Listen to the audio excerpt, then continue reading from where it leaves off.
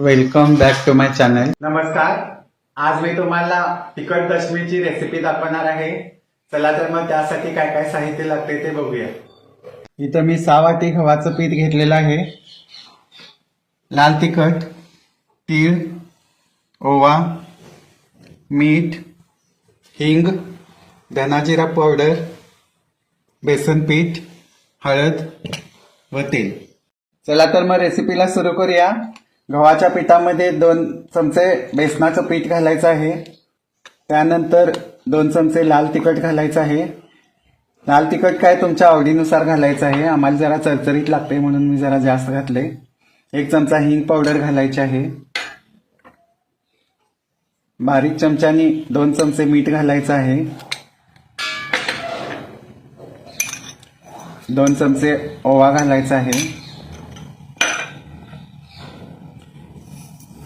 2 चमचे पांढरे तीळ घालायचे आहेत. 1 चमचा हळद घालायची आहे व 2 चमचे धनाजिरा पावडर घालायचे आहे. धनाजिरा पावडर, तीळ हे सगळं ऑप्शनल आहे. तुम्हाला वाटलं तर तुम्ही घाला, नाही घातलं तरी चालते. आता यामध्ये 4 चमचे तेल घालायचं आहे. तेल व डाळीचं पीठ घातलं तरच दशमी मऊ होते.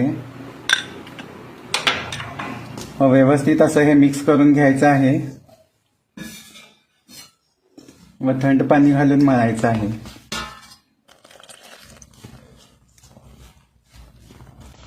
इथे छान आपलं आता हे दशमीचं पीठ मळून झालेलं आहे. आता हे 15 मिनिटं सेटिंगला ठेवणार. नंतर याचे गोळे करून मग दशमी लाटून घेणार. इथं आता आपले छान दशमीचे गोळे तयार झालेले आहेत. आता इकडं मी तवा ठेवून घेणार व दशमी लाटून घेणार. गव्हाचं पीठ लावून दशमी लाटून घ्यायची आहे छान असं गोल आकारावर.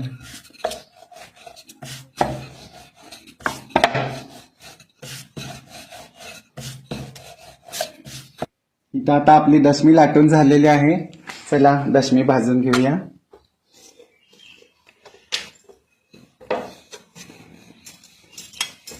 व्यवस्थित असं तेल घालून ही दशमी भाजून घ्यायची आहे खरपूस रंगावर.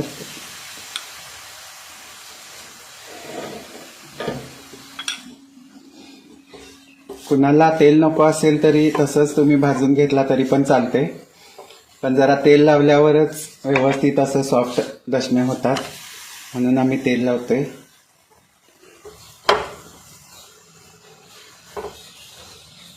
तुम्हाला तेल नको असलं तर तुम्ही नाही लावला तरी पण चालतंय. हे पहा, मस्त आपली दशमी आता इथं भाजून झालेली आहे. आता ही दशमी काढून घेणार व अशाच पद्धतीनं बाकीच्या पण दशम्या भाजून घेणार. हे पहा, आता इथं मस्त आपल्या सगळ्या दशम्या करून झालेल्या आहेत. आता ही डिश खाण्यासाठी रेडी झालेली आहे. तर हे बघा, तुम्ही शेंगा चटणी दही बरोबर त्या दशम्या खाऊ शकता. सॉस बरोबर खाऊ शकता. खोबऱ्याच्या चटणी बरोबर खाऊ शकता. नाहीतर मग तुम्ही दुपारच्या चहा सोबत जरी हे दशमी खाल्ला तर खूप छान लागतात. ही रेसिपी तुम्ही घरी नक्की ट्राय करून पहा. आणि जर ही रेसिपी तुम्हाला आवडली असेल तर कमेंट सेक्शन मध्ये जरूर कळवा. आवडली असेल तर चॅनेलला लाईक, शेअर आणि सबस्क्राईब करा. Thanks for watching.